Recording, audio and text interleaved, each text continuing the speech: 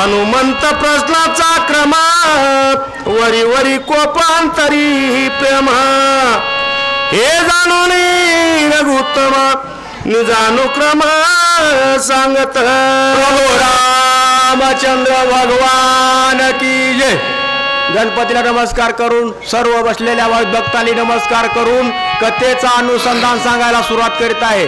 तसाच हनुमानजीला नमस्कार करून कथेचा अनुसंधान सांगतो. कथा सुंदर आहे, कथेचा भाग आणि चालली कुठं कथा. त्या कथेचं निवड अशी कथा आहे. प्रभू रामचंद्राच्या मांडीवर लक्ष्मणाच्या मांडीवर प्रभू रामचंद्र झोपलेले आहेत आणि झोपल्यानंतर वरून हनुमानजी त्या वडाच्या वृक्षाच्या झाडावर बसलेले आहेत आणि वरून ज्यावेळेस हनुमानजीनं रामाला बोलायला सुरुवात केली त्यावेळेस देवानं लक्ष्मणाला सांगितलं, लक्ष्मणा बघ बघ म्हणले ते आता पुढं काय अवस्था होती, काय वानर करील याच्यामधला वृत्तांत जाणून घेऊ असं प्रभू रामचंद्र बोलू लागले. मी दशरथी रघुनंदन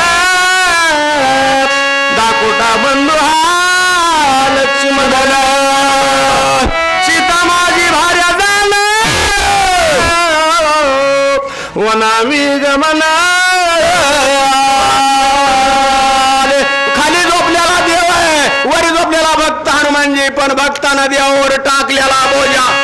देवानं विचारा हनुमानजीने सुरुवात केली, म्हणले तुम्ही सांगा कुणाचे कोण आहेत, कशासाठी आलात आणि काय कारण आहे त्याचं. त्यावेळेस भगवंत सांगू लागले, साक्षात देव सांगत होता, म्हणले वनाला येण्यासाठी मानच्या पित्राचं म्हणजे वचन पाळलं आणि वचन पाळून वनाला आम्ही आलो. अशी कथा कोण कुणाला सांगतंय? प्रभू रामचंद्र हनुमानजीला बसल्या बसल्या वृक्षावर तिथं सांगते. शून्यास्त्रनी पंचवटी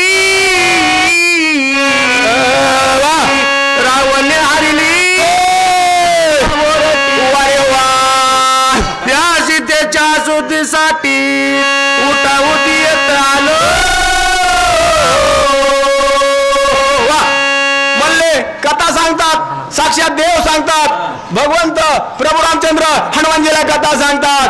म्हणले त्या ठिकाणी सीतामातेची शोधी करण्यासाठी वनात फिरत फिरत सीतामातेला सोडून दिलं, सीतेचा शोध करण्यासाठी आम्ही आलो. हनुमंता जरा ऐकलं, हनुमंता वरी बसलेला बाबा वृक्षावर होता, खालून देव साक्षात भगवंत बोलत होते. ऐसे बोलत श्री रघुनाथ सर्वगी उल्हास हनुमंत अरे वाचा डोईचा बळला व्रतांत याचा पुरुषार्थ पाहू. बोलत बोलत माराल वाहिनीला अंता हनुमानजीची अवस्था खाली म्हणले सांगितलं, पण हनुमानजीनं वरून बसल्या बसल्या विचार केला.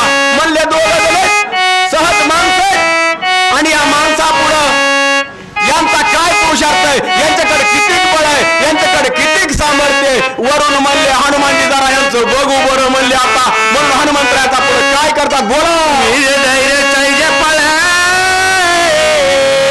कोण वटी वकायचे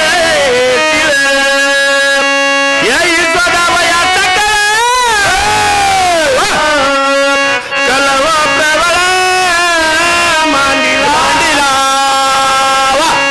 हनुमंतराय म्हणले मानव आहेत, माणसं आहेत आणि माणसं ही असणारी यांच्याकडे काय शक्ती असेल, काय सामर्थ्य असेल, काही बळत नसेल. म्हणून म्हणले यांचं जरा बळ बघण्यासाठी, यांचा पुरुषार्थ बघण्यासाठी कल्लोळ मांडला महाराज. म्हणजे काय केलं, वृक्षावर बसल्या बसल्या काहीतरी मोडून कुठंतरी म्हणजे रामाच्या अंगावर सोडायचा असा निर्णय मात्र हनुमानजीनं घेतलेला आहे. लक्ष्मणिया रे गोकुळ टिळक देऊन या विकट हाक वृक्ष सोडीला देख अति सन्मुख चक्रोन.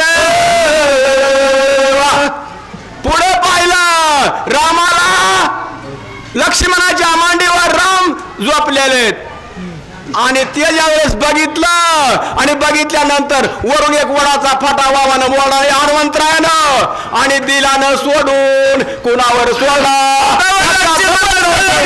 धनुष्यबाण सजवणी मुठी देखता जवळ दाटी कळाकळ हाटी लोटला वरून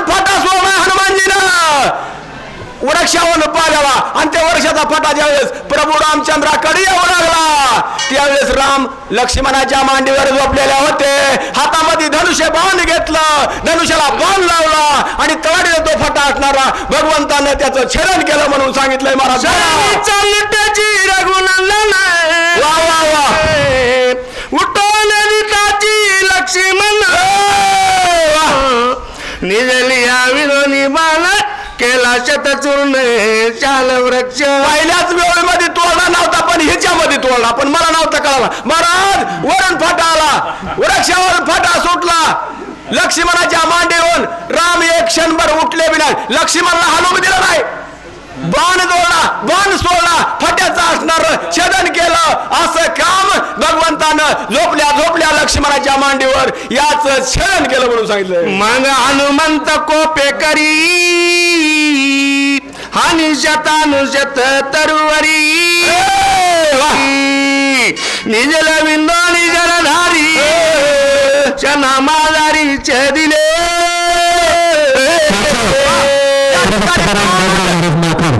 सोडला महाराज, पण मात्र्याला राग आला. रागाच्या भरात पुन्हा मात्र्या काही थांबले का महाराज? पुन्हा वृक्ष लय मोठे असणारे वडाचे झाड फटमवले आणि रामावर दिले न सोडून. अशी अवस्था त्या रणभूमीची, हनुमानजीची, रामाची लक्ष्मणाच्या मांडीवर झोपल्या झोपल्या ह्या पुरुषार्थ भगवंताचा होता. अशी अवस्था देव करीत होते. मग क्रोधे चालता पंच प्रवृत्ती कपुची दोन्ही हो दोन्ही दोही संक्रदा प्रती बळे मारुती आणि फाटे टाकले पण जमलं नाही. मात्र म्हणले आता काय करू? पर्वत आणू म्हणले. पर्वत मग बाबाने पर्वत किती घ्यावत महाराज? थोडे घ्यावत. 5 पर्वत 5 घेतले. 5 पर्वत, हातामध्ये पर्वत, शेपटामध्ये पर्वत, डोक्यावर पर्वत, हातावर पर्वत आणि रामाकडे आले. रामावर दिले सोडून अशी अवस्था त्या हनुमानजीची आहे.